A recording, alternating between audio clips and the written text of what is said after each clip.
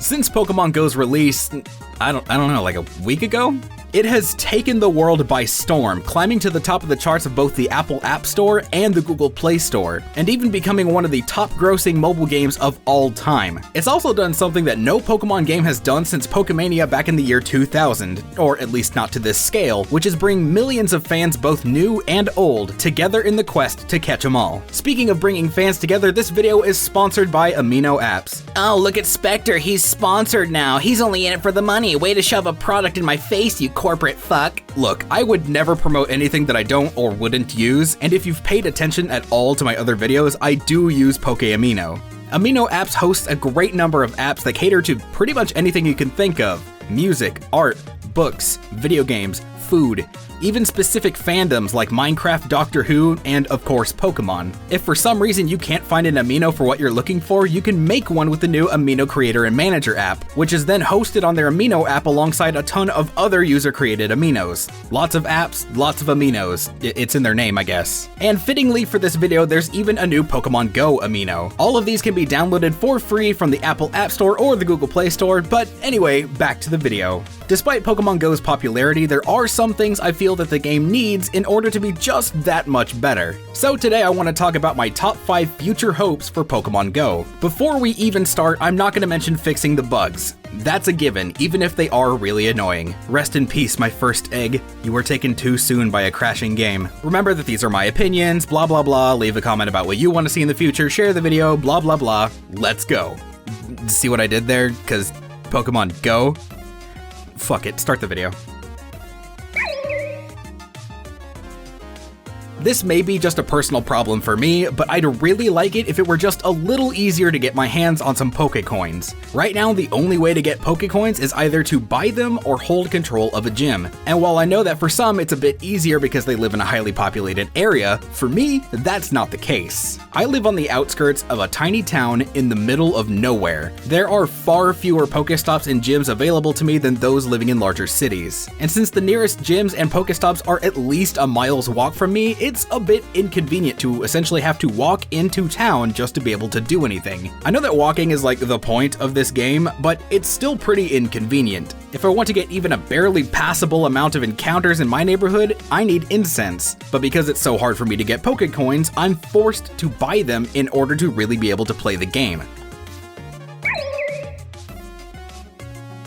For a game that's literally the closest that Pokemon has come to virtual reality, this game is far from immersive, and not even just because it constantly crashes. One of my biggest problems with the game upon its release was the fact that besides the skin color, eye color, and hair color, there were only 3 options for every other aspect of your character, all of which were clothing options. I want to feel like my character is me, and that I'm looking at a top-down view of myself on my phone and not just a generic avatar. Even though I was pleasantly surprised that purple was an option for hair color, that is not how my hair looks. And you would never catch me dead in this attire. A fucking visor? What am I, some Jersey college douche who chugs Natty Light and plays Ultimate Frisbee? Fuck you, Niantic.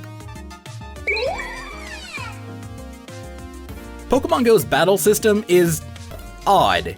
It's not necessarily bad, just not what I expected, and honestly is a little bland even given the limitations of a mobile game. Pokemon have 2 attacks, a primary and a charged secondary. Tap for primary and press and hold to charge and use the secondary. Interestingly though, you can also dodge by swiping left or right. The problem here is that it feels limited. If they wanted this game to feel as close to Pokemon in real life as you can get, then why do Pokemon only have 2 moves? In pretty much every canon, Pokemon have 4 moves. I think the battle system should stay pretty much the same, but instead implement a system of 4 attack buttons on the lower part of the screen and ditch the charged attacks, since they've kind of proven to be a little less efficient than just the primary attack.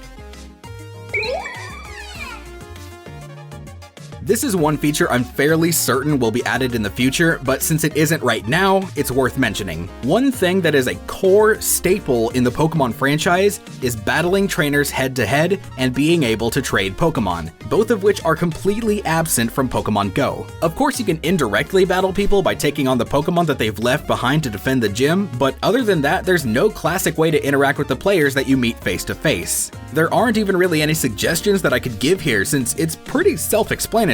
Just bring it back, Niantic.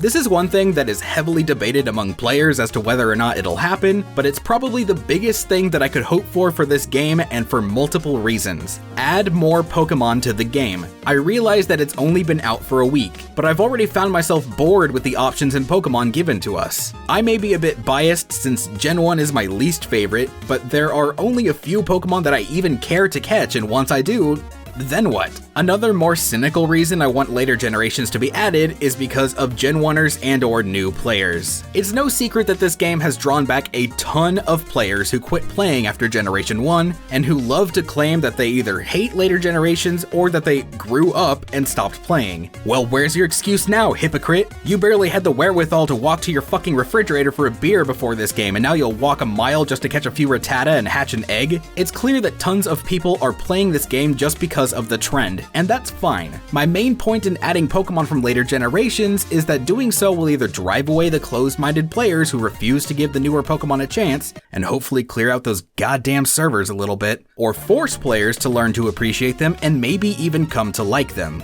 As for those who have made Pokemon Go their first experience with Pokemon, it could be a good way to slowly introduce them to the hundreds of other Pokemon without it being too overwhelming. Plus, imagine this. It's beautiful. It's amazing. Just like it'd be amazing if you hit that like button. Also be sure to check out these videos here and subscribe to become a member of the crew. If there's something that you would like to see added to Pokemon Go in the future, be sure to leave a comment below. That's all for today though, so until next time, this has been Speqtor, and as always, stay bueno.